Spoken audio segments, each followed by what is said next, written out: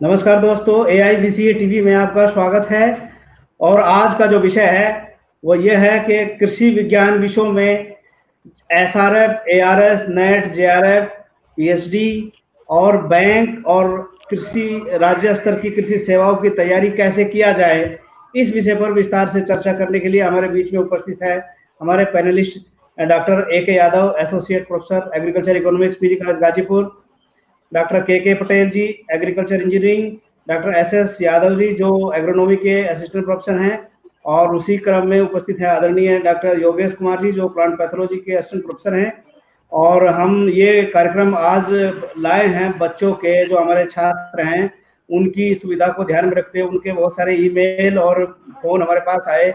उनका कहना था कि हमें इस एक ऐसे विषय पर चर्चा सुननी है जो हमको ये गाइड कर सके, नेट की तैयारी कैसे कर सकते हैं, एग्रीकल्चर रिसर्च सर्विसेज की तैयारी कैसे कर सकते हैं, PhD की एंट्रेंस की तैयारी कैसे कर सकते हैं, और जो है जो JRF है या SRF है इनको हम कैसे ले सकते हैं, और विभिन्न एग्रीकल्चर रिसर्च सर्विसेज के साथ साथ जो राज्य स्तर की कृषि सेवाएं हैं, बैंक की सेवाएं हैं, उनकी तैयारी कैसे कर सकते हैं। साथियों, कृषि विज्ञान विषय बहुत बड़ा विषय है, इसमें ये ग्रुप ऑफ सब्जेक्ट है, बहुत सारे विषय इसके साथ है। तो इसमें जो है अलग अलग विषय के अलग अलग स्पेशलिस्ट होते हैं। आज हमारे साथ में मैं जेनेटिक्स एंड प्लांट ब्रीडिंग से हूँ, doctor AK Yadav agriculture economics से हैं, doctor Yogesh Chaudhary plant pathology से हैं, डॉक्टर SS यादव एग्रोनॉमी से हैं, doctor K Patel ji food science and technology agriculture engineering से हैं। आज दर्शकों को बताया जाएगा कि कैसे ARS SRF नेट की तैयारी की जाएगी। इसी क्रम में मैं निवेदन करना चाहता हूँ आदरणीय के पटेल जी से कि वो जो है हमारे छात्रों की जिज्ञासाओं को शांत करने के लिए उनको एक बेहतर तरीके से कृषि विज्ञान विषयों से ARS, नेट, SRF और JRF की तैयारी कैसे की जाती है, इस विषय पर विस्तार से बताने का कष्ट करें। समय का ध्यान रखते हैं, इसी क्रम में हम जो है आगे बढ़ते जाएंगे अपने साथियों के साथ। आदरणीय के पटेल जी। जी सर, धन्यवाद सर। सबसे पहले तो मैं आपको और आपके चैनल को बहुत बहुत धन्यवाद देना चाहता हूँ और शुभकामनाएं देना चाहता हूँ कि जो है आप ऐसे ही हमारे बच्चों को, जो इस देश के भविष्य हैं, उनके कैरियर और उनके जीवन को संवारने का काम करते रहिए, क्योंकि आपने इतना महत्वपूर्ण विषय लिया है। एग्रीकल्चर ना केवल जो है हमारे लिए महत्वपूर्ण है, बल्कि ये देश की विकास के लिए और देश की प्रगति के लिए बहुत महत्वपूर्ण रखता है। इसलिए मैं थोड़ा सा लीक से हट करके दो बातें कहना चाहूंगा, और इसके लिए मैं क्षमा प्रार्थी हूँ, क्योंकि दिमाग में इस समय बात आ गई, इसलिए मैं वो बात कहना चाहता हूँ। क्योंकि अगर हम चाहते हैं कि देश की समृद्धि में कुछ जी इस देश का नागरिक होने के नाते योगदान कर सके या करें, तो हमें 4 बातें जानना बहुत जरूरी है। जी उनकी बारे में, उनकी जो मूलभूत बातें हैं उनको जानना बहुत जरूरी है, जिसको मैं बहुत सरल भाषा में कहता हूँ ABCD। जी ABCD के बारे में जानना बहुत जरूरी है। जी अगर आप चाहते हैं कि आप अपने जीवन में समृद्धि लाएं, आप अपने देश की समृद्धि में कुछ योगदान कर सके, जी कुछ उसकी प्रगति में अपना योगदान, सक्रिय योगदान कर सके, तो जरूरी है कि आप ABCD जानिए। जी जी जी जब मैं ABCD की बात करता हूं तो एक ABCD में A का मतलब होता है एग्रीकल्चर। जी आप जिस देश में जन्म लिए हैं, किसी भी देश में हो, पहले तो आप सबसे पहले आपको एग्रीकल्चर से ही नाता पड़ता है। मतलब खाने पीने, भोजन आदि, ये सबकी जरूरत है, इसका महत्व बहुत ज्यादा है। जी जी तो एग्रीकल्चर के बारे में आप जाने, चाहे वो आप किसी भी विभाग से हो, चाहे वो कोई भी पढ़ाई कर रहे हो, चाहे वो जो है क्या कहते हैं किसी भी जो है क्या कहते हैं शाखा से पढ़ रहे हो, मैथ के हो, साइंस के हो, या जो है क्या कहते हैं आप इकोनॉमिक के हो, या MBA कर रहे हो, लेकिन आपको मूलभूत जो आपकी सबसे ज्यादा जरूरी चीज है वो भोजन है। तो भोजन से संबंधित यानी एग्रीकल्चर के बारे में आपको जानना बहुत जरूरी है। दूसरी बात जो कहता हूँ, जिस देश में आप रहते हैं, B का मतलब यहाँ पे मैं भारत कहता हूँ। भारत मतलब अपनी कंट्री के बारे में जानिए, उसकी जियोग्राफी के बारे में जानिए, उसकी हिस्ट्री के बारे में जानिए, उसका कल जानिए, उसका आज जानिए, उसका फ्यूचर कैसा, कब क्या होगा, उसके बारे में आप जो है जानने की कोशिश करिए। जी उसके जी बाद सी की बात करता हूँ, यहाँ कॉन्स्टिट्यूशन की बात करता हूँ मैं। जी सी मतलब कॉन्स्टिट्यूशन, अपने जी संविधान के बारे में बहुत ज्यादा जरूरी है, जानना जी जरूरी है। उसका जी कारण क्या है कि अगर आप जी संविधान के बारे में नहीं जानेंगे तो आपको अपने अधिकार कैसे जो है उसको लेना है, या जी उस अधिकार के प्रति कैसे आप सजग रहेंगे, आप उससे जी वंचित रह जाएंगे। जी इसलिए जरूरी है कि आप कॉन्स्टिट्यूशन के बारे में भी पढ़िए, जानिए, कुछ भी करिए आप, किसी कोई व्यवसाय करिए, कोई नौकरी जी करिए, किसी शाखा से पढ़ाई करिए, उसे कोई मतलब जी नहीं है। लेकिन जी ये मतलब है कि आप अपनी कॉन्स्टिट्यूशन की मूलभूत बातों को जानिए। जी तीसरी बात जो मैं करता हूँ, डी की बात करता हूँ, तो डी का मतलब होता है डिफेंस। आप अपने देश की सुरक्षा से संबंधित जी जो भी बातें हैं उनको, मोटी मोटी बातों को जानिए। हमारे जी देश की सुरक्षा में लगे हुए जवानों के प्रति जी हमारे प्रति सम्मान का भाव तभी आएगा जी जब हम डिफेंस के बारे में जानेंगे। हम अपनी देश की सुरक्षा से संबंधित चीजों को, मिलिट्री की से संबंधित चीजों को पढ़ेंगे, जी उसकी मूलभूत बातों को समझेंगे, तभी हम जानेंगे। उसमें से जी जी आपने ए को चुना है, जी एग्रीकल्चर को चुना है, जो सबसे नंबर 1 पे आता है, पहले आता है, जी क्योंकि बिना जी एग्रीकल्चर के किसी का कोई काम नहीं चल सकता है।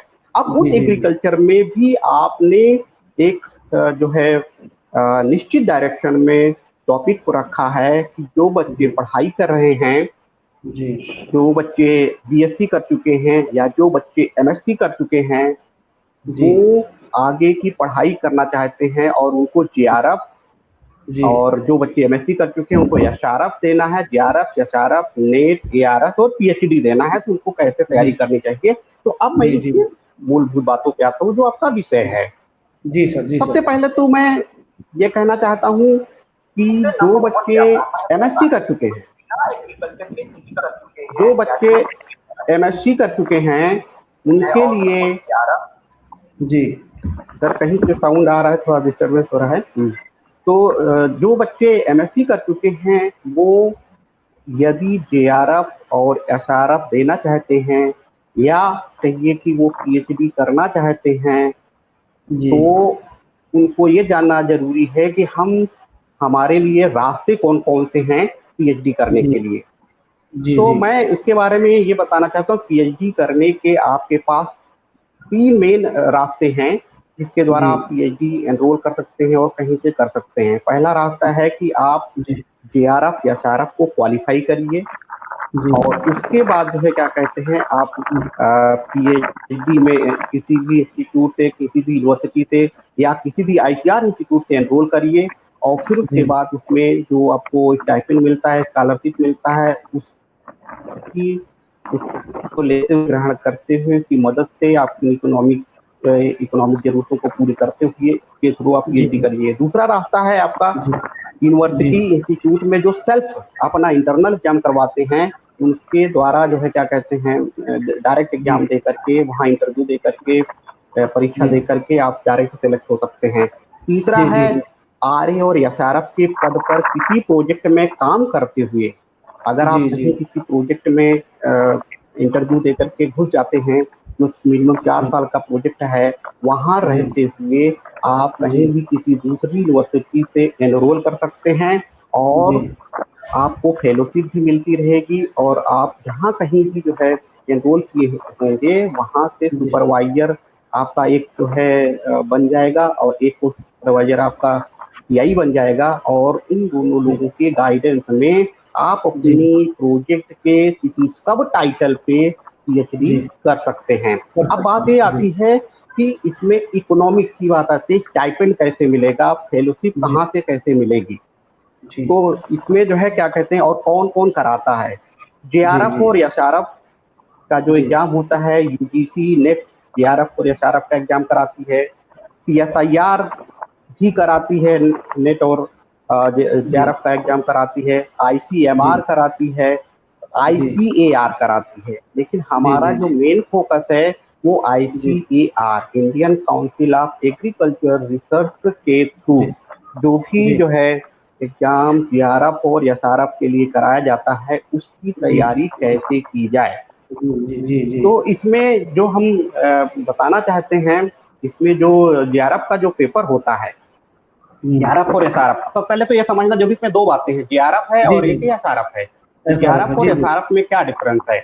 जब आप परीक्षा को पास कर लेते हैं, जेआरएफ और एसआरएफ जो आईसीआर के द्वारा कराई जाती है, तो पहले जी और दूसरे साल तक आपको जी स्टाइपेंड मिलता है।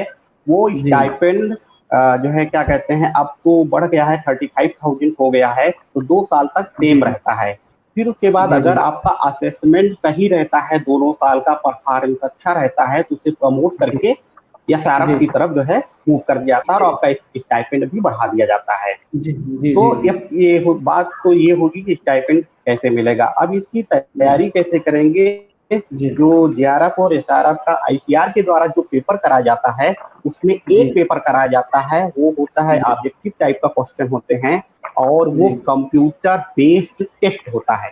जी जी कंप्यूटर बेस्ड टेस्ट मतलब कंप्यूटर पे आधारित जो है वो टेस्ट होता है। आपको जी जी कंप्यूटर पे बैठ करके वो पेपर देने होते हैं, और जी जी उस जी पेपर में 3 पार्ट होते हैं, G part G A, part G B और पार्ट सी। जी जी पार्ट ए जो होता है उसमें 20 क्वेश्चन होते हैं, और जी उसमें जनरल एग्रीकल्चर से संबंधित क्वेश्चन पूछे जाते हैं, सामान्य अध्ययन से जी संबंधित एग्रीकल्चर से क्वेश्चन पूछे जाते हैं, जो 20 क्वेश्चन होते हैं। जी और जो है क्या कहते हैं, ये टोटल जो पेपर होता है 2 घंटे का होता है। और जी जो बी वाला पार्ट होता है, वो उस पार्ट में आपको सब्जेक्ट के कोर ग्रुप दिए हुए हैं।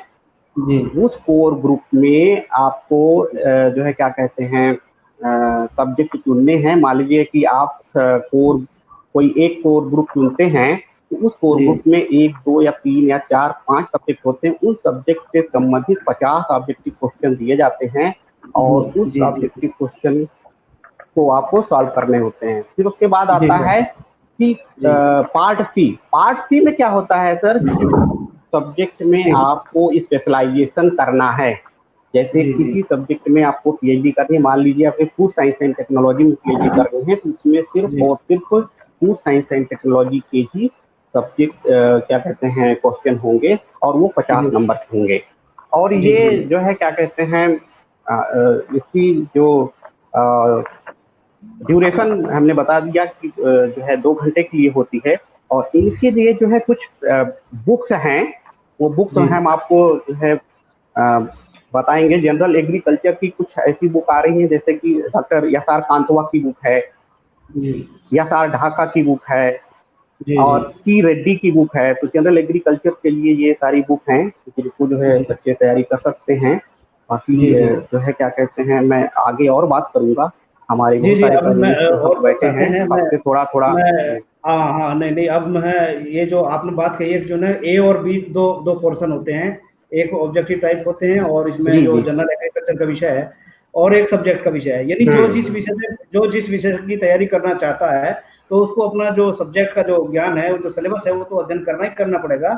तो उसके साथ साथ वो सब्जेक्ट स्पेशलाइज हो जाता है। हम्म जनरल एग्रीकल्चर सभी के लिए जरूरी है और स्पेशलाइज जो है विषय है वो अपना अलग अलग है। तो मैं चलता हूँ आदरणीय एस एस यादव जी के पास। बिल्कुल। S S Yadav ji agronomy से हैं और एग्रोनॉमी हम्म विषय को लेकर के अगर कोई लड़का जेआरएफ और नेट की तैयारी करना चाहता है तो इसके बारे में संक्षेप में गाइडलाइन दीजिएगा। S S Yadav ji. सबसे पहले चैनल और पैनल से जुड़े सभी लोगों का स्वागत और अभिनंदन है।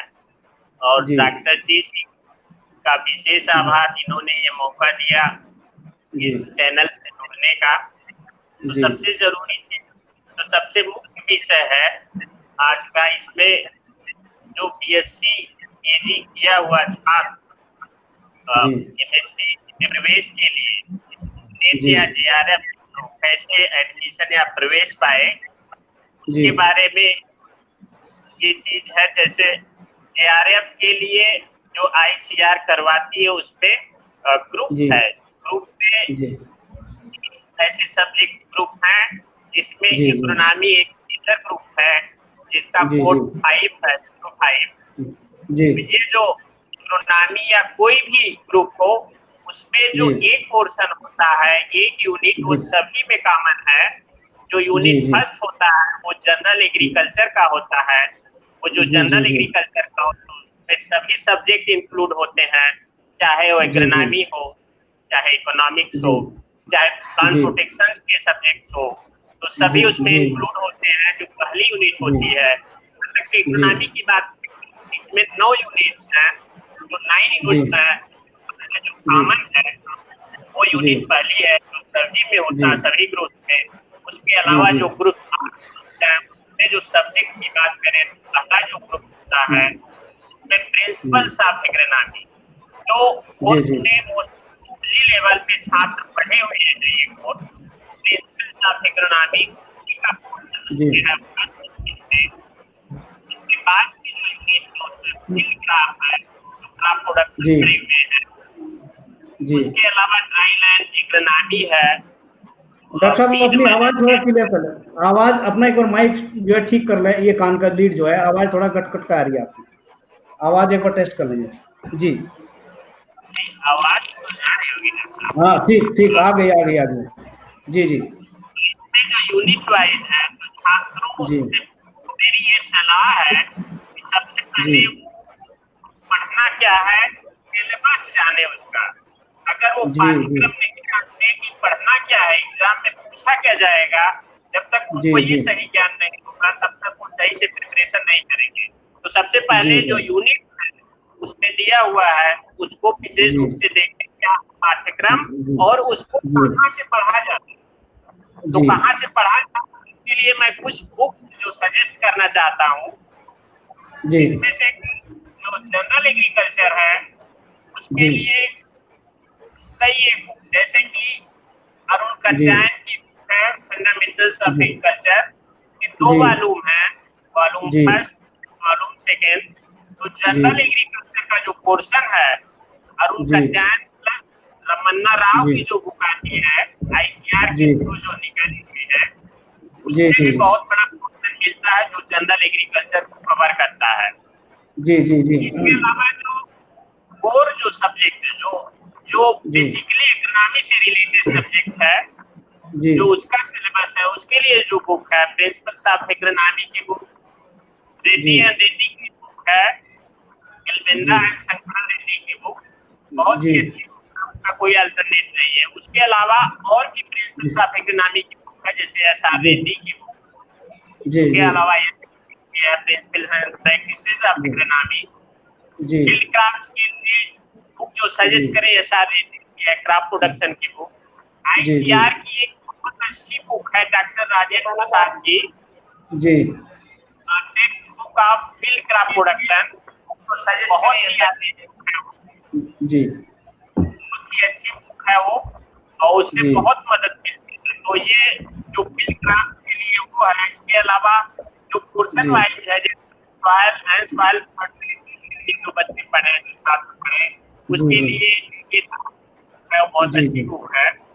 इसमें जी सॉइल साइंस का जो पोर्शन है वो कवर हो जाता है। जी सर जी इसके सर अलावा वीट मैनेजमेंट जी के लिए डॉक्टर रूपी गुप्ता की बुक है, उसमें जी जी बहुत डिटेल में दिया है। सिलेक्टिव रीडिंग करने की सलाह मैं देता हूँ, जैसा कि जी सर सिलेबस में दिया हुआ है। जी जी इसके अलावा जो पोर्शन इकोनॉमी में कवर करता है उसमें क्रॉपिंग सिस्टम, जी क्रॉपिंग जी सिस्टम के बहुत सारे क्वेश्चन आते हैं। जी इसके जी अलावा सर सस्टेनेबल एग्रीकल्चर, जो कि आजकल मॉडर्न एज में जो जी बहुत ज्यादा पे जोर दिया जा रहा है, जी सस्टेनेबल एग्रीकल्चर, जी एग्रीकल्चर, ऑर्गेनिक, इन सब का जी जो सर पोर्शन है सस्टेनेबल वाले पोर्शन में है। तो जी ये सब कवर करना है। कुल मिला के जी जो भी पाठ्यक्रम है उसको जी थारोली अगर नहीं देखेंगे तो जी सर इस जो ये जेआरएफ आईसीआर का जो जेआरएफ का एग्जाम है, जी उसमें जी जो सर उसी लेवल पे पढ़ाया जाता है, कहीं कहीं उसके कुछ ज्यादा डीप में क्वेश्चन आते हैं। जी सर में कुछ क्वेश्चन डेप्थ में होते हैं जिनको जी कि सर प्रॉपर्ली अगर स्टडी करता है छात्र तो जी सर सफल होता है, ऐसा कुछ नहीं है। इसमें जो इकोनॉमी का पोर्शन है, इसमें एक कल्चर टेक्नोलॉजी का जो पोर्शन है वो भी काफी मायने रखता है। इसमें जी सर क्लाइमेट है, क्लाइमेटिक फैक्टर्स हैं, क्लाइमेटिक जो एलिमेंट्स हैं उसके कदर के बहुत सारे हैं। उसके अलावा जो क्रॉप डेवलपमेंट का पोर्शन है, जी क्रॉप सर डेवलपमेंट, लगता है यादव जी से हमारा कनेक्ट कट गया है, लगता है। जी सर, जी प्लीज कंटिन्यू सर। जी जी जी। जो ग्रोथ पैरामीटर्स है, इन सब पे क्वेश्चन बहुत आते हैं। तब तक बीच इसके में सर अलावा छोटा सा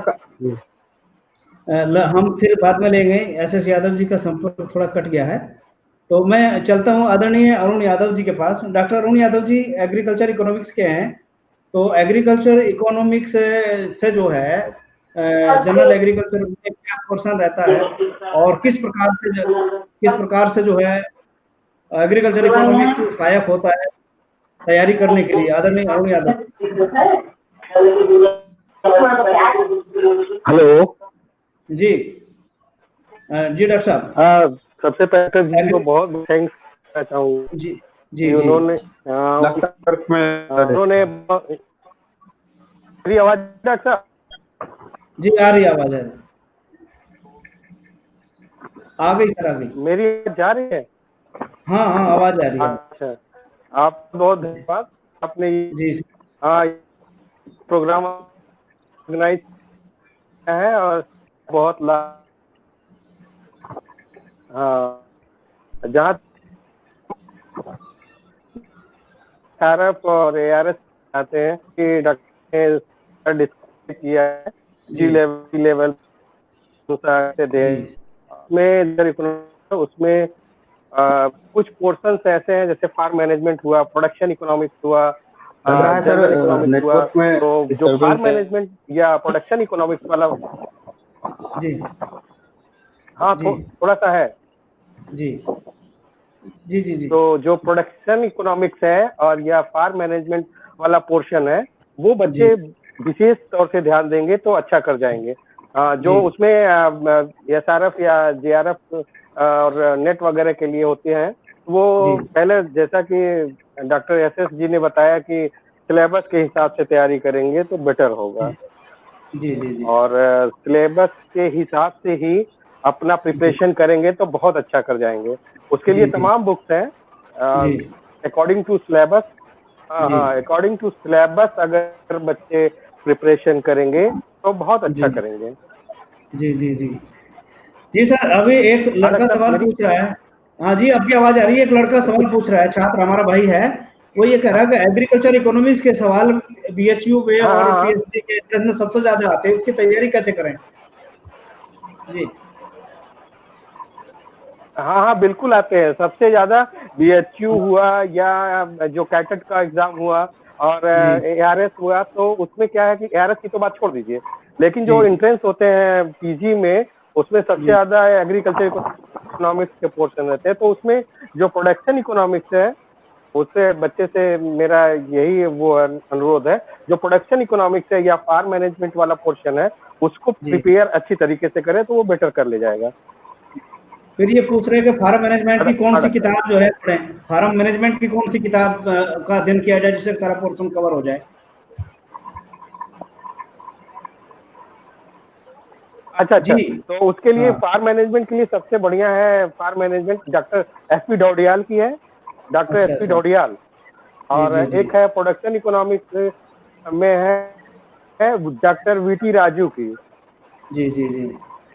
अभी एक छात्र का सवाल है कि जो बच्चा बहुत अच्छे सवाल पूछ रहा है। ये सवाल पूछ रहा है लड़का, इसका कहना है कि जो है जो प्रोडक्शन इकोनॉमिक्स के जो सवाल है, जो फंक्शंस हैं, जो प्रोडक्शन के लॉ है, नियम के लॉ है, वो उनको समझने में कठिनाई होती है। उसके लिए जो है थोड़ा सा मदद मिल सकती है क्या? ऐसा है वो जो अगर हमारे यहाँ का स्टूडेंट होगा तो 4th ईयर में तो मैं क्लास लेता हूँ और बहुत अच्छी तरीके से डिक्टेट भी करता हूँ। अगर वो बच्चा यहाँ का होगा तो अच्छा कर जाएगा। बाकी VT राजू की बुक ले ले तो वो बेटर करेगा। VT राजू की जितने क्वेश्चन आते हैं लगभग उसमें मिल जाते हैं। जी जी जी बहुत बहुत धन्यवाद डॉक्टर साहब। मैं चलता हूँ। आदरणीय पैथोलॉजी के प्रोफेसर हैं डॉक्टर योगेश चौधरी जी। पैथोलॉजी विषय को लेकर के जो कठिनाइयाँ आती हैं उसके बारे में बताइए। जो PhD एंट्रेंस के लिए और JRF SRF की तैयारी के लिए जो क्वेश्चंस आते हैं, कठिनाई महसूस की जाती है, क्योंकि प्लांट पैथोलॉजी माइक्रोबायोलॉजी को समेटे हुए है, बहुत ब्रॉड विषय है। तो एक जो है संक्षेप में किसी गाइडलाइन दीजिए जिससे कि जो है छात्रों को बेहतर तरीके से जो है अध्ययन करने का अवसर मिल जाए और उसका जो है सफल हो जाए। जी योगेश चौधरी जी। जी डॉक्टर धन्यवाद। ये आज का बहुत ही महत्वपूर्ण विषय है कैरियर को लेके। जी और डॉक्टर ने ABCD से जो शुरुआत की बहुत तारीफ के काबिल है। जी। हाँ, बात आती है कैरियर में। धन्यवाद डॉक्टर साहब। कैरियर में जो ARS और JRS के लिए प्लांट पैथोलॉजी के विषय में किस प्रकार से कैरियर बनाया जा सकता है। तो सर प्लांट पैथोलॉजी आज के दौर का बहुत ही अच्छा विषय है और इस विषय का डबल स्कोर बेनिफिट है। नंबर एक, इसके द्वारा आप रिसर्च करते हैं तो आपका गवर्नमेंट में आपका ARS साइंटिस्ट बन जाते हैं, नहीं तो आप प्राइवेट में रिसर्च एंड डेवलपमेंट में आपको अपॉर्चुनिटी मिलती है। जी ये संभावनाओं से भरा हुआ विषय है और इसमें प्रकार से सफलता हासिल करें कि आप भारत सरकार की उच्चतम रिसर्च विंग ICAR के अंतर्गत जो अनुसंधान सेंटर रिसर्च सेंटर्स आते हैं उनमें रिसर्च करने का मौका कैसे मिले। तो भारत सरकार उसके लिए ARS का एग्जाम कराती है, agriculture recruitment ARS agriculture scientist recruitment board. जी जी जी एग्जाम होता है इसका। अब एग्जाम का जो पार्ट कॉमन जो डॉक्टर पटेल साहब ने डिस्कस किया था कि एग्जाम के पार्ट हैं प्री और मेंस। प्री एग्जाम्स होता है का ऑब्जेक्टिव टाइप और मेंस होता है टाइप। तो प्री के लिए हमें थोड़ी सी जनरल एग्रीकल्चर और सब्जेक्ट का नॉलेज ज्ञान होना चाहिए। ARS अपना जो इनका सिलेबस है वो आपको मिल जाएगा ICAR और ASI की वेबसाइट पे। अब बात आती है इसी स्ट्रेटजी के तहत ARS को क्वालिफाई करना चाहिए। तो सबसे पहले कोई भी विषय को हमें फंडामेंटली सब्जेक्ट का 70% रोल होता है। जी जी। और एग्जाम का टॉपर 70% से ज्यादा अभी तक नहीं लाया है।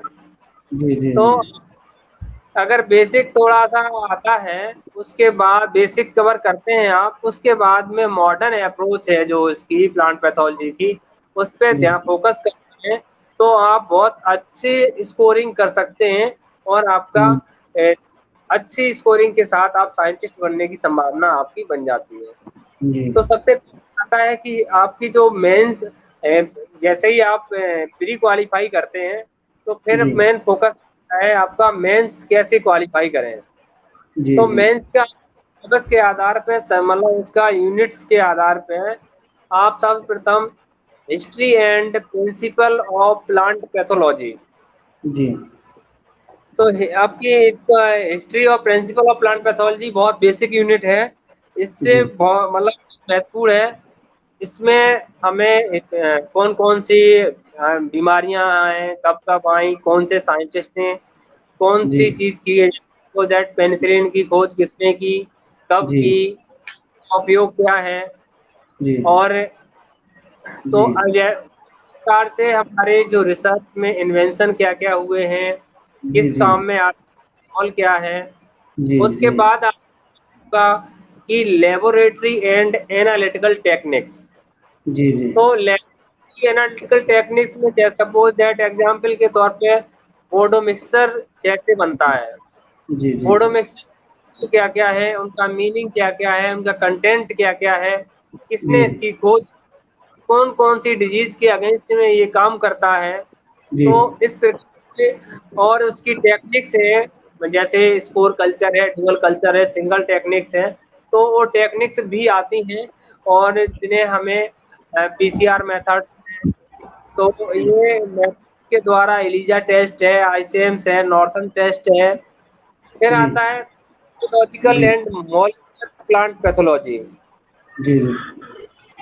तो physiological and molecular plant pathology में हमें कौन कौन से उसके अल्टरनेट मेटल बायोटिक डिजीज में एबायोटिक में कौन कौन से कंडीशन के तौर पे प्लांट में प्रॉब्लम्स आती हैं, बायोटेक में कौन कौन सी प्रॉब्लम्स हैं, तो फिर आपका फिर बेसिक पार्ट निकलता है उसमें कि बेसिक पार्ट मेजर पार्ट है जो प्लांट पैथोलॉजी की है वो है माइकोलॉजी। माइकोलॉजी का अध्ययन करते हैं, माइकोलॉजी में बेसिक और मॉलिक्यूलर लेवल को अध्ययन करते हैं तो आपकी सफलता के नजदीक होते हैं। लेकिन उसके साथ में आता है आपका प्लांट बैक्टीरियोलॉजी, उसी में बैक्टीरिया के द्वारा होती हैं, बैक्टीरिया का क्लासिफिकेशन क्या है, बैक्टीरिया की मार्फोलॉजी क्या है, अल्ट्रा स्ट्रक्चर्स क्या है, उसके केमिकल कंपोजिशन क्या है, प्रोकैरियोट यूकैरियोट्स में अंतर क्या है, उसके बाद ये बैक्टीरियल डिजीज क्या है, उनका मैनेजमेंट क्या है, फिर पार्ट आता है। मैं अभी डॉक्टर साहब एक सवाल पूछा जा रहा है यहाँ पर स्क्रीन पर, वो ये कह रहे हैं कि जो है कि इसकी तैयारी के लिए सबसे बढ़िया किताब कौन सी है प्लांट पैथोलॉजी की? प्लांट पैथोलॉजी की सबसे अच्छी किताब कौन सी है? हाँ, प्लांट पैथोलॉजी सबसे अच्छी किताब में आपको अगर इंटरनेशनल स्टैंडर्ड पढ़ने चाहें तो जीएन एग्रीओज का 5th एडिशन आ गया है मार्केट में। जीएन एग्रीओज का बहुत अच्छे से भाषा में दिया गया है, इंटरनेशनल मार्क स्टैंडर्ड है उसका, वो सकते हैं। और भारतीय राइटर्स में आपका आर.एस. सिंह की fundamental of plant pathology, principal of plant pathology, disease management RS. की है। फिर आपके बाद में आईसीआर में पी श्रीनिवास का भी plant pathology at a glance भी आ गया है, जिसमें मैं अभी आपको इसमें सिलेबस देख के तो इस तरह से किताबें हैं जो आपकी वो आप आईसीआर के जो यंग साइंटिस्ट हैं उन्होंने ये किताबें लिखी हैं, तो आप उनकी किताबें भी पढ़ सकते हैं। अब बात आपकी कौन सी किताब अच्छी है? किताब अच्छी वो है जिसकी भाषा आपको समझ में आती है और आपको सुनने में नहीं होती है, वो किताब अच्छी होती है। टेंट आपके साथ में आता है। बेसिक में आपका आ गया कि mycology, plant bacteriology, third part है इसका वायरोलॉजी। वायरोलॉजी में वायरोलॉजी का नेचर क्या है, उसकी कंपोजिशन क्या है, क्लासिफिकेशन क्या है, प्रॉपर्टीज ऑफ वायरस क्या है। तो इसके बाद में वायरस के ग्रुप्स हैं, satellite virus and satellite RNA, single standard RNA, double standard RNA, single DNA, double standard DNA, कौन कौन से वायरस हैं, कौन से ग्रुप के हैं, कौन सी डिजीज कॉज करते हैं। जी डॉक्टर साहब, कहने का मतलब है कि आपको जो है जो सिलेबस दिया हुआ है वो आपको थोरोली अध्ययन करना पड़ेगा, यानी जो आपका जो सिलेबस है ये सब सिलेबस में लिखा होगा, सिलेबस को लेना पड़ेगा। अभी एक सवाल एग्रोनॉमी से है। जी सवाल एग्रोनॉमी से आ रहा है, एसएस यादव जी, आपको उसका जवाब देना है। छात्र का कहना है ये कि सर जो एग्रोनॉमी का जो फिजिकल साइंस में जो आता है ये तो एग्रोनॉमी बहुत बड़ा सब्जेक्ट है और बहुत सारी वैरायटियां हैं जो याद नहीं होती है और वैरायटी रोज नई नई निकलती रहती है और इसी तरह से नया नया रिसर्च होता रहता है। उसकी तैयारी की एक स्ट्रेटेजी प्लान जानना चाहते हैं। जी एसएस यादव जी। नहीं, इसके लिए तो अपडेट होना पड़ेगा। इसके लिए कौन कौन सी मैगजीन होगी, किताबें होंगी, थोड़ा सा वो गाइडलाइन उपलब्ध कराइए। जी जो मैगजीन वहां से निकलती है, ICAR से निकलती है, साप्ताहिक पत्रिकाएं आते हैं, आर्टिकल्स आते हैं जिसमें जो नई नई वेराइटीज हैं, मोस्टली आर्टिकल्स वगैरह जो आते हैं या नए नए मैगजीन्स इस तरह का आते हैं, उनमें ये सब चीजें मिलती हैं। या न्यू बुक्स हैं उसमें भी ऐड होते हैं, जो नई नई वेराइटीज आती हैं उसमें भी बुक में भी ऐड होता है। इसके अलावा जो जर्नल्स वगैरह होते हैं वो भी उसमें भी कुछ नई नई वेराइटियों पे जो रिसर्च हुआ रहता है वो चीज रहता है इसमें। तो नई वेराइटी मोस्टली क्या है जो इंस्टीट्यूट से निकलती हैं या फिर किसी प्राइवेट कंपनी द्वारा, तो मोस्टली जो वेराइटीज होती हैं इंस्टीट्यूट से निकली हुई वो ज्यादा रिलायबल होती हैं। मोस्टली जो वेराइटीज निकली हैं प्राइवेट कंपनी से निकलती हैं, हाइब्रिड्स वगैरह, उसमें जरूर क्वांटिटी तो होती है लेकिन क्वालिटी नहीं होती।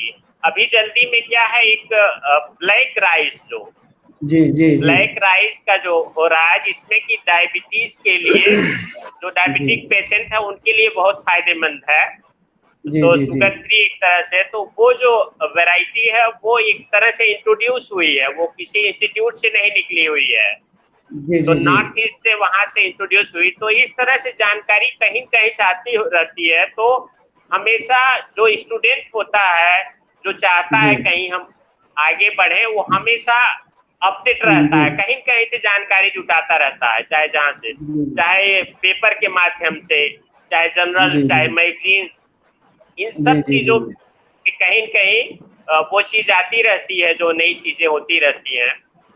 जी जी किसी अगर इंस्टीट्यूट से कोई इस तरह की मैगजीन आ रही, उसको भी लेना चाहिए। जैसे कि CSA से निकलती है, जो मंथली जो होती है डॉक्टर वो साहब मैगजीन। दूसरा सवाल डॉक्टर साहब ये पूछ रहे हैं कि जो है जी जो डाटा के लिए रिलायबल सोर्स कौन सा है, कौन सी क्या जो है हिंदू सर्वे ऑफ एग्रीकल्चर काम करेगी या इकोनॉमिक सर्वे हाँ जो हाँ, इंटरनेट पर मौजूद है तो वो काम करेगी? थोड़ा इसके बारे में इनको दे दीजिए ज्ञान। न the Hindu survey of Indian agriculture जो है बहुत ही रिलायबल है। ये जी एनुअल निकलती है, इसका जो डाटा है वो सबसे ज्यादा रिलायबल है। तो जी जी निश्चित जी रूप से ये जो डाटा होगा वो हर जगह जी मान्य है, इसमें कोई दिक्कत नहीं। ये सबसे ज्यादा ऑथेंटिक है डाटा के जी लिए, जी जी हिंदू जी सर्वे जी ऑफ एग्रीकल्चर। जहां तक मैं तो सब्जेक्ट की बात अगर करूं, जो इकोनॉमी जी से छात्र इच्छुक हैं, उनको मैं बताना चाहता हूं, जो जी इकोनॉमी है वो एग्रीकल्चर का एक बेस कोर्स है, और जी इसका जितना भी स्कोप है शायद किसी और सब्जेक्ट का नहीं है। जी जी इसका जो स्कोप है, जब आप सिविल्स में जाएंगे, ग्रेजुएशन के जी बाद सिविल से तैयारी करना चाहेंगे और जी एग्रीकल्चर को एज सब्जेक्ट रखेंगे, वहां पे जो क्वेश्चंस होगा उसमें जी आपके इकोनॉमी से रिलेटेड ही होगा। इकोनॉमी कहीं कहीं सब में इन्वॉल्व रहता है। जी तो जी इसका जो इम्पैक्ट है, जो इसका जो स्कोप है सब्जेक्ट का, वो बहुत ही जी ब्रॉड है। जी इकोनॉमी जी का जी जो चर्चा किया JRF के थ्रू, उसमें जो इसका ग्रुप है 5 नंबर पे, जी उसमें जो पहला पोर्शन है, जैसा हमने कहा था, सभी ग्रुप में वो शामिल है। उसके अलावा जो जी 8 यूनिट है वो जी कोर इकोनॉमी का ही है। जी तो जी इसके जी लिए मैंने बताई है। उसपे एक बुक में मुझे याद आई, इरिगेशन एंड वाटर मैनेजमेंट के लिए जी एक बुक जी है, जी efficient use of irrigation water. ये भी जी रेड्डी जी एंड रेड्डी की है, बहुत ही अच्छी जी बुक है। जी तो जी जो अगर कोई ईमानदारी से प्रिपरेशन करता है जी जी और थोड़ा सा JRF का जो आता है क्वेश्चन, हमने देखा है कुछ पेपर में, उसमें थोड़ा जी डीप में रहता है क्वेश्चन, बहुत जी खुला नहीं, थोड़ा सा जी उसको डीप में पढ़ना पड़ेगा उस चीज को। जी जी मोस्टली जो सॉइल प्लांट का क्या रिलेशनशिप है, जी या फिर सॉइल का क्या मेजरमेंट है, ड्राई लैंड एग्रीकल्चर जैसे है, उसमें क्या क्या क्या ऐसे जी प्रॉब्लम्स है ड्राई लैंड एग्रीकल्चर के, उनको कैसे दूर किया जाए, ये सब चीजें जी जी उसमें है। ईटी लॉसेस है, जो उसको कम कैसे किया जाए, ईटी लॉस को ड्राई लैंड एग्रीकल्चर में। तो जी जी ये सब चीजें हैं। कंटीजेंसी क्रॉपिंग है, इसके अलावा जी क्रॉपिंग सिस्टम पे ज्यादा जोर दिया गया, उसमें भी काफी क्वेश्चंस रहते हैं। क्रॉपिंग सिस्टम जी जैसे लैंड इक्विवेलेंट रेशियो है, क्रॉपिंग जी जी इंटेंसिटी इंडेक्स है, ये सब चीजें रहती है, जो कि मोस्टली हमने देखा जो पेपर में उसमें रहता है। और जी इसमें जो फिजियोलॉजी का जो पोर्शन है, जिसमें फोटोसिंथेसिस, जी जी रेस्पिरेशन, इसके अलावा ये ग्रोथ हार्मोन्स हैं, जिसमें कि जी ग्रोथ है, प्रमोटर है और कुछ जी रिटार्डेंट है। ये सब चीजें जी भी, इसके ऊपर भी बहुत क्वेश्चंस रहते हैं, थोड़ा सा डेप्थ में जी रहता है। सॉइल की जी जहां जी तक बात करें, सॉइल में कौन कौन सी सॉइल है, क्ले क्या है, मिनरल्स क्या है, मिनरल जी जी न्यूट्रिशन से क्वेश्चन रहते हैं, जिसमें तमाम न्यूट्रिएंट्स हैं जो एसेंशियल न्यूट्रिएंट्स हैं, जी इसके जी क्या क्या कार्य हैं, फंक्शंस क्या हैं। इसके जी अलावा किसी की अगर कमी है, डिफिशियंसी है, उसके सिम्टम्स क्या हैं, क्या चीज जी यूज होगा, ये सब चीजें। इसके लिए थोड़ा सा डेप्थ में अध्ययन करने जी से उसमें जी अवश्य सफल हो जाएगा छात्र, इसमें कोई शक नहीं है। इस जी बार जो JRF है उसमें थोड़ा सा तब्दीली किया गया है। पहले 150 प्लस 10 यानी 160 क्वेश्चन हुआ करते थे। इस जी बार जो पैटर्न है, थोड़ा सिलेबस भी रिड्यूस किया है, उसमें जी कुछ क्वेश्चन कम कर दिए गए हैं। 120 क्वेश्चन होंगे, जिसमें मल्टीपल चॉइस के रहेंगे, और मल्टीपल चॉइस में एक सही होगा। अगर एक क्वेश्चन गलत हो गया तो उस पर माइनस मार्किंग भी है, अगर सही जी है तो 4 नंबर है, अगर एक जी गलत हो गया तो 1 नंबर कट जाएगा। जी इसके अलावा मल्टीपल चॉइस के अलावा 10 क्वेश्चंस ऐसे होते हैं जो मैचिंग वाले होते हैं। जी जी कॉलम तो मैचिंग वाले होते हैं, तो जी वो भी इनके लिए एक पैटर्न है जो जी वो चीज इस तरह से है, मल्टीपल चॉइस जी होगा जी जी डॉक्टर साहब, मैं फिर आता हूँ। एक एग्रीकल्चर इकोनॉमिक्स का सवाल आया है। छात्र का कहना है कि जो जो प्रिंसिपल्स ऑफ प्रोडक्शन है, जो फंक्शन है, उन फंक्शनों में जो लॉ ऑफ डिमिनिशिंग रिटर्न है वो समझने में बड़ी कठिनाई होती है। उसके लिए कोई एक स्टैंडर्ड बुक जानना चाहता है कि जिसमें उसको अच्छे तरीके से समझ आ जाए। जी अरुण यादव जी, जो प्रोडक्शन का नियम है उसको समझने में कठिनाई आती है बच्चों को, तो उसको आसान तरीके से समझने का। जी अरुण यादव जी। ऐसा है। अच्छा, वो इकोनॉमिक, हाँ आवाज नहीं है मेरी? हाँ हाँ आवाज आ रही है। जी जी हेलो जी आवाज आ रही है। जो पर्सन इकोनॉमी में जो हाँ जो नियम, वो जो फार्म मैनेजमेंट के प्रिंसिपल्स हैं, तो जी उसमें जो पहला नियम है डिमिनिशिंग, बहुत जी इजी है समझना। जी जी जी टिप है, उसमें स्टेजेस बनते हैं, और जब जी भी हम लोग, उसमें नियम भी यही बताता है कि आप सारे डिस्टेंट होते हैं उनको। जी जी जी जी जी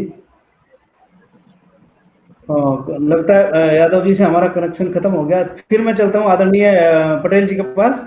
पटेल जी जो है इन सभी चीजों को जी जो है सर। समेटते हुए, सभी का निष्कर्ष निकालते हुए, जैसे जो ना एक विधिवत तरीके से जो ना तैयारी जो है का एक प्रोफार्मा स्केच खींचने का कष्ट है पटेल जी। हेलो जी सर, जैसे कि doctor S S Yadav sir ने बताया और हेलो हमारे डॉक्टर योगेश सर ने बताया, बिल्कुल बहुत ही सटीक बातें बताया, बहुत ही जो है क्या कहते हैं, जो इम्पोर्टेंट बातें हैं उन्होंने रखा है। जी मैं जी बस जी उसमें थोड़ा सा और ऐड करना चाहता हूँ।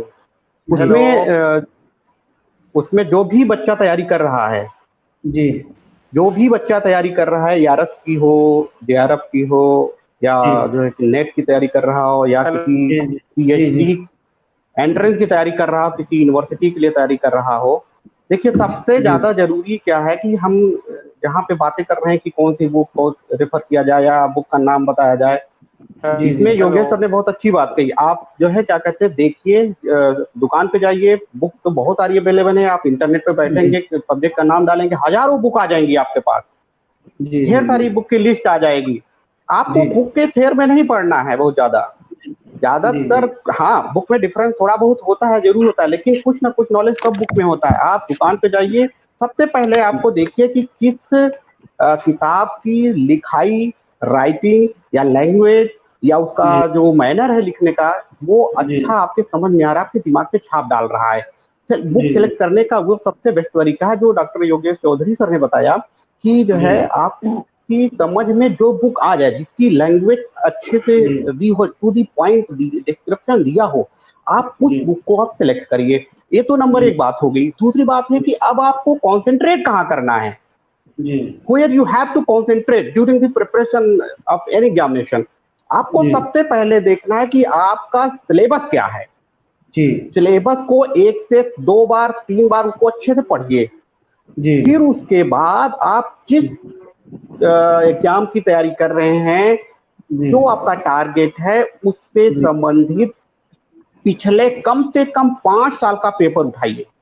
जी पेपर लेकर के आप उनको पढ़िए, उनको कैटेगराइज करिए, किस सेक्शन से कितने परसेंट क्वेश्चन कब कब आए हैं, तो आप जी देखेंगे कि एक पैटर्न मिलेगा। जी और वो पैटर्न इसलिए मिलता है क्योंकि जब भी कोई पेपर बनाता है, आप उसको मूड को समझिए, वो पुराना पेपर उठाता है और उससे मिलता हुआ क्वेश्चन रखता चला जाता है, तो जनरली जी एक जी पैटर्न मिलता है उसमें। तो उसको जी आप जो है कि 5 साल के पेपर को हो सके तो अच्छे से सॉल्व करके, जी डिस्क्रिप्टिव फॉर्म में उसका प्रिंसिपल तैयार करके, रोज मॉर्निंग में 2 से 3 घंटे आप एक मंत्र जाप की तरह एक अपना नियम बना लें, क्योंकि आजकल सारे पेपर ज्यादातर ऑब्जेक्टिव हो गए हैं और जी कंप्यूटर बेस्ड में हो गए हैं क्वेश्चन। तो आपको विदिन जी तुरंत जैसे क्वेश्चन फ्लैश हो आपके सामने, तुरंत आपको आंसर आना चाहिए उसका। तो वो जी तभी आएगा जब आपकी मेमोरी में, परमानेंट मेमोरी में बैठा हो, या आपको उसका कॉन्सेप्ट क्लियर हो। तो जरूरी है कि आप उसको मंत्र जाप की तरह उसके प्रिंसिपल को, जो 5 साल का पेपर है, उसको चाट डालिए बिल्कुल खूब अच्छे से। उसको सुबह एक बार जरूर पढ़िए, 100 क्वेश्चन 200 क्वेश्चन पढ़िए, 2-3 दिन में वो रिवाइज हो जाएगा। उसको पढ़ते रहिए 2 महीने 3 महीने से लगातार एक टाइम इसको रख लीजिए। फिर उसके बाद आप बाकी टाइम में जैसे 11 बजे 12 बजे के बाद जब आप थक जाइए तो आप अपना जो डोमेस्टिक वर्क का काम है, नहाना धोना है, वो सब करिए। उसके बाद जो है आपको पढ़ना है जो उसका सिलेबस दिया हुआ उसकी मूलभूत बातों को। अब उसमें कोई टॉपिक आप पढ़ रहे हैं तो कहाँ ध्यान देने की जरूरत है, वहां सबसे ज्यादा ध्यान देने की जरूरत है। अगर कोई टॉपिक पढ़े तो उसका प्रिंसिपल क्या है जी, सबसे पहले उसका प्रिंसिपल को पकड़िए, फिर उसके मैकेनिज्म को पकड़िए कि वो कैसे काम करता है, चाहे हर विषय के लिए काम आता है कि वो कैसे वर्क करता है, कैसे फंक्शन करता है, उसका क्या कहते हैं वे क्या है, रास्ता क्या है, कैसे वो जो है मेथड क्या है उसको अपना प्रचार प्रसार का या जो भी काम करने का है। उसके बाद उसका एप्लीकेशन देखिए, उसका एप्लीकेशन कहाँ कहाँ हो रहा है। और कभी कभी उससे हिस्ट्री से संबंधित भी क्वेश्चन आ जाता है, फलाने ने कब खोजा था, या दूरबीन जैसे मान लीजिए माइक्रोस्कोप का इन्वेंशन किसने किया था, किस सन में किया था, किस काम के लिए आती है, किस प्रिंसिपल का काम करती है। कभी कभी प्रिंसिपल से संबंधित और हिस्ट्री से संबंधित थोड़ा क्वेश्चन पूछते हैं, तो आपको प्रिंसिपल पे ध्यान देना है, मैकेनिज्म पे ध्यान देना, एप्लीकेशन पे ध्यान देना है, थोड़ा सा हिस्ट्री के बारे में जानना है। फिर उसके बाद जो नेक्स्ट बात जाननी है वो आपको जानना है कि इसके विषय में आगे डेवलपमेंट स्टेज क्या है, रिसर्च क्या चल रही है।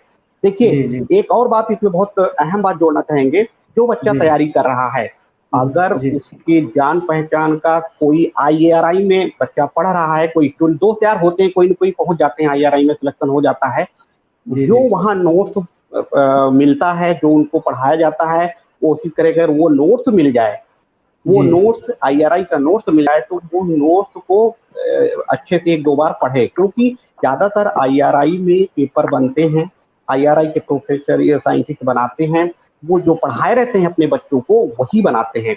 कभी कभी ये होता है, ये नियम बना रखा है वहां के लोगों ने कि ये यहाँ का नोट्स, यहाँ का जो है क्या कहते हैं पढ़ाया गया है, इसको बाहर किसी को नहीं देना है, बच्चे आपस में किसी को देते नहीं, इसलिए IRI के बच्चे ज्यादा सक्सेस होते हैं। हम इस पे बात करना चाहते हैं कि आप अपना जो है क्या कहते हैं एक खुद का नोट्स बनाइए जी, जो आपको इम्पोर्टेंस लगे वो खुद आप अपना नोट्स बनाइए, समराइज करिए, सभी कई 2-4 बुक 6 बुक जो भी आप पढ़ रहे हैं उसको समराइज करिए और उसका अपना नोट्स बनाइए, उसको टारगेट करिए और उसको रिवाइज करते रहिए। ये तो ये बात हो गई। इसके बाद जो मैं कुछ फंडामेंटल बात जहाँ छोड़ा था मैं उस पर थोड़ा सा बात करना चाहता हूँ 2 मिनट में। हमने JRF और SRF की बात कर रहे थे। JRF और SRF हमने बताया ICR के थ्रू कैसे होते हैं, 120 क्वेश्चन उसमें होते हैं, पूछे जाते हैं JRF SRF और JRF में। और वो जो है क्या कहते हैं उसमें 3 कोर ग्रुप होते हैं, part A, part B, part C। तो जो पार्ट ये होता है वो उसके बारे में डिस्कस लगभग हो चुका है। पार्ट B जो होता है उसमें जो है आपको 19 कोर ग्रुप डिवाइड किए गए हैं।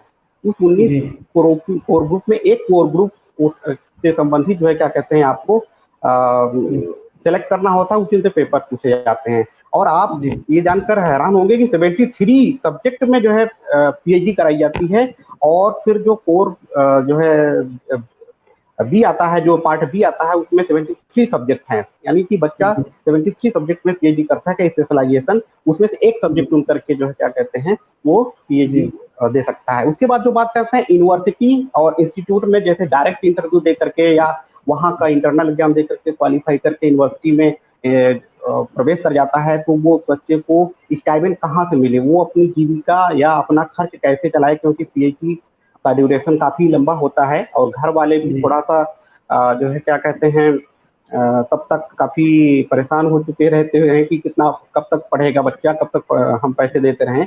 तो चाहे ये होता है कि PhD बिना स्कॉलरशिप के करना मतलब अच्छा नहीं मानते हैं लोग। अगर कोई मजबूत घर है तो अच्छी बात है, लेकिन अगर वो उसकी इकोनॉमिक कंडीशन अच्छी नहीं तो उसको कहाँ से मिले। तो मैं उनके लिए कहना चाहता हूँ नॉन नेट स्कॉलरशिप UGC देती है। बहुत कम लोग जानते हैं नॉन नेट स्कॉलरशिप UGC देती है, वो लगभग 8,000 रुपए देती है।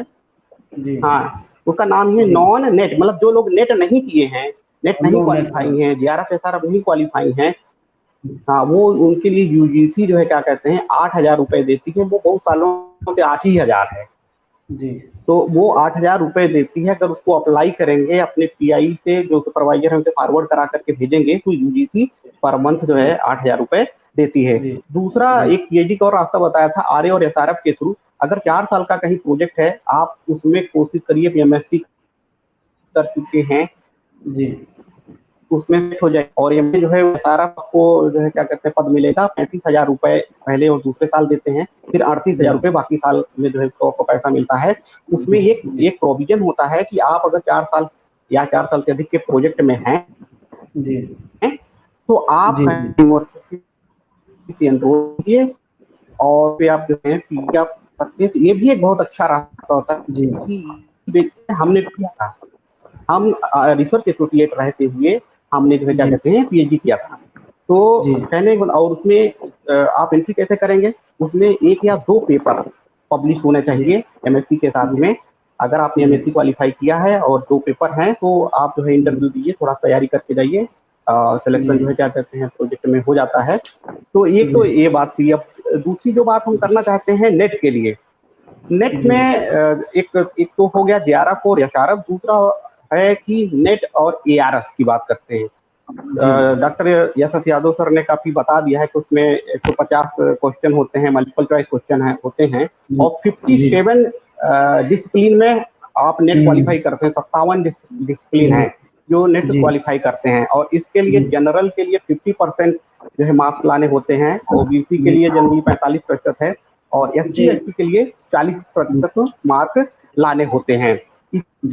इसमें नेगेटिव मार्किंग होती है जी थर्ड। जी जी मतलब जी जी क्या है कि आपको जी जी नंबर का एक तैयारी करने का मेन मेथड वही है कि आप पिछले 5 साल के पेपर को लीजिए और जो है क्या कहते हैं उसको खूब अच्छे से पढ़िए, समझिए, उसका पैटर्न बनाइए, फिर अपने सिलेबस से उसको जो है क्या कहते हैं जी जी जी बहुत बहुत मिलान करिए कि किस धन्यवाद पोर्शन से ज्यादा आया है, और उसको जो है हाँ आपको पटेल जी, करना समय का ध्यान रखते हुए हमारे पास समय अभी 10 जी जी मिनट का है।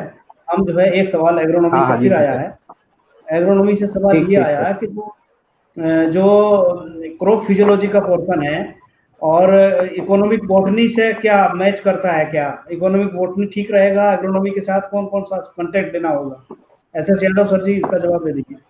इकोनॉमिक बॉटनी और क्रॉप फिजियोलॉजी जी, इकोनॉमिक क्रॉप बॉटनी और फिजियोलॉजी, क्रॉप फिजियोलॉजी जी क्रॉप फिजियोलॉजी का जो पोर्शन है जी वो भी जेआरएफ तो आईसीआर का है, उसमें बहुत सारे क्वेश्चंस उसमें रहते हैं। तो जी जो क्रॉप फिजियोलॉजी है वो तो मस्ट है, जिसमें कि आपका ये जो कंटेंट है, जिसमें जी कि फोटोसिंथेसिस है, रेस्पिरेशन है, गटेशन है, तमाम इस तरह जी फिजियोलॉजिकल एक्टिविटीज जो भी है प्लांट्स की, वो जी सब जी इंक्लूड है। मोस्टली इसके लिए जो है सेलिसबरी एंड रॉस की एक बुक है प्लांट फिजियोलॉजी की, बहुत अच्छी बुक है सेलिसबरी एंड रॉस की। इसके अलावा अरुण कटायन जी की जो बुक है उसमें भी सफिशिएंट दिया हुआ है इसके बारे में। रेस्पिरेशन है कि इतनी सारी चीजें वो सब दिया हुआ है उसमें। तो उसके बहुत सारे क्वेश्चंस उसमें उठते हैं जैसा कि अभी जी जी हाँ पटेल सर जो कह रहे थे वो सही कह रहे थे। वो एआरएस के लिए असल में जो है नेट या एआरएस का वो एक ही एग्जाम होता है। उसमें क्या है प्री होता है, मेंस होता है, उसके बाद वाइवा होता है। जी जी नेट के लिए है अगर क्वालिफाई प्री में ही हो गया तो जी उसी के लिए एलिजिबल हो गया वो नेट के लिए, जी वो जी परसेंटेज है उसमें क्राइटेरिया। अगर जी वो जी मेंस क्वालिफाई कर लिया तो एआरएस के लिए एलिजिबल होगा कि जाके वाइवा अटेंड करे एआरएस के लिए। जी जी तो मतलब कहने का जो एआरएस और नेट का वो एक ही एग्जाम है। ये चीज जी है कि जो कहाँ तक पहुंचेगा एआरएस के लिए वो क्वालिफाई करेगा, जो कि वाइवा तक पहुंचेगा जी वाइवा एक ही बोला सवाल, जाता है। Thank you sir. एक सवाल आया पैथोलॉजी का। पैथोलॉजी में कह रहे हैं कि जो है काजल ऑर्गेनिक याद करने में बड़ी कठिनाई होती है, कोई आसान तरीका बताइए। योगेश जी जरा इस सवाल का उत्तर दीजिएगा। कह रहे हैं कि जो काजल ऑर्गेनिक में जो रोग कारक हैं, जो साइंटिफिक नेम है, उनको याद करने में कठिनाई होती है, कोई आसान तरीका और बताइए। इसका आसान तरीका एक ही है कि काजल ऑर्गेनिज्म को सबसे पहले एक टेबल बना लीजिए डिजीज वाइज। जी डिजीज नाम काजल ऑर्गेनिज्म की एक टेबल बना लीजिए और टेबल को टेबल के सामने लगा लीजिए। जी जी और फिर आप उसका स्टडी करिए, मनन करिए, आप जब भूलें तब आप उसको फिर से देख लीजिए और आपको 10 तब होंगे जब आपको कम से कम 150 काजल ऑर्गेनिज्म याद हो जाएंगे विद इन जी 10 डेज। जी जी इसका तरीका है कि आप टेबल बना के याद करिए उसको और जी मनन जी करिए और जी इससे जी आपके याद हो जाएंगे, जितने आपके सारे काजल आपको याद हो जाएंगे। जी जी जी thank you sir, thank you sir. अब एक सवाल एग्रीकल्चर इकोनॉमिक्स का है, वो ये कह रहे हैं कि problems of Indian agriculture. Sir इतना बड़ा सिलेबस है, प्रॉब्लम्स ऑफ इंडियन एग्रीकल्चर इतना बड़ा सिलेबस है, और उसमें से हम कौन सी चीज पढ़ सकते हैं, कौन सी चीज छोड़ सकते हैं? अरुण यादव सर जी, जरा इस बात का उत्तर दीजिएगा कि प्रॉब्लम्स ऑफ हाँ इंडियन जी, हाँ एग्रीकल्चर। जी, जी जी जी ऐसा उसमें इतना है। बड़ा सिलेबस है। जी जी हाँ, ऐसा है डॉक्टर साहब कि बच्चे तो ऐसा सवाल क्वेश्चन पूछेंगे ही, तो आसान जी जी कोई बताइए। जैसे अभी पैथोलॉजी में पूछ रहे हैं डॉक्टर योगेश जी से काजल ऑर्गेनिज्म के बारे में कि कैसे याद किया जाए, तो पढ़ना चाहते जी ही हैं। अगर पढ़ेंगे तो सब कुछ याद हो जाएगा। जी जी कोई जी बहुत हाँ बड़ा बिल्कुल। सिलेबस नहीं है। जी प्रॉब्लम्स ऑफ जी इंडियन एग्रीकल्चर जो है, इंडियन एग्रीकल्चर इकोनॉमी, तो जी उसमें सारे चीज आपको तो लर्न नहीं करना है, उसको जी जी पार्ट में डिवाइड कर लीजिए कि कौन सा जी इम्पोर्टेंट है, कौन सा थोड़ा उससे कम है, थोड़ा उससे कम है।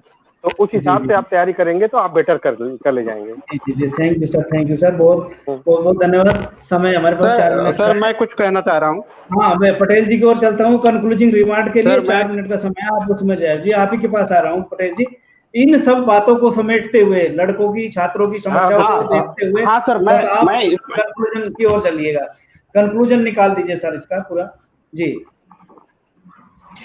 सर बिल्कुल बिल्कुल सर। सर देखिए, जैसे कि अरुण सर ने बताया कि जो है अगर आपका विल पावर स्ट्रांग है जी तो आप कुछ भी कर सकते हैं, जी जी जी पहाड़ भी उठा के फेंक सकते हैं। जी अगर आपका विल पावर स्ट्रांग नहीं है, आप अपने टारगेट को बिल्कुल पकड़ा नहीं है, जी तो समझ लीजिए कि फिर आपको छोटी छोटी चीजें भी याद बिल्कुल नहीं रहेंगी।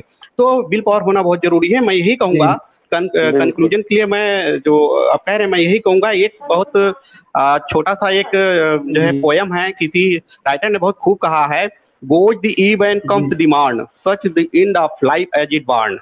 सुबह होते ही शाम होती है, जिंदगी यूं ही तमाम होती है। तो उसका ये कहना था कि अगर काम में आप बिजी रहेंगे, अगर आप काम आपका टारगेट बड़ा होगा, अगर आप अपने टारगेट को पकड़े हुए हैं, तो आपको टाइम का पता नहीं चलेगा कि कब सुबह हुई और कब शाम हो जाएगी। अगर आप का टारगेट वीक है, आपके पास जो है क्या कहते हैं काम करने का जो है जज्बा नहीं है, तो आपका दिन भी नहीं गुजरेगा ढंग से। तो ये तो सर बात है कि जो अभी बच्चा कह रहा था कि हमें याद नहीं होता, क्या छोड़ देना चाहिए, क्या पढ़ना चाहिए, उसमें हमने बताया था कि आप पुराने पेपर देख लीजिए, पैटर्न जहां से मिले आपको आपको पैटर्न मिल जाएगा कि पोर्शन से ज्यादा क्वेश्चन आ रहा है, किससे कम आ रहा है, तो आप उस पर ज्यादा ज्यादा जी फोकस जी जी करिए। बात ये नहीं कि आप कितना पढ़ लिए हैं, बात यह है आपको दिमाग में कितना जी रुका जी है, आपको आपको कितना याद जी है, वहां आपको जो याद रहेगा वही आएगा। जी जी तो कोशिश करिए कि कुछ ऐसे चीजों पे जी जी फोकस जी करिए, इंपॉर्टेंट चीजों पे जो आपको याद रहे, और उसका परफॉर्मेंस जी करके आइए। ऐसा ना हो कि पढ़ तो ढेर सारा जी लिया और वहां कुछ याद नहीं रहा।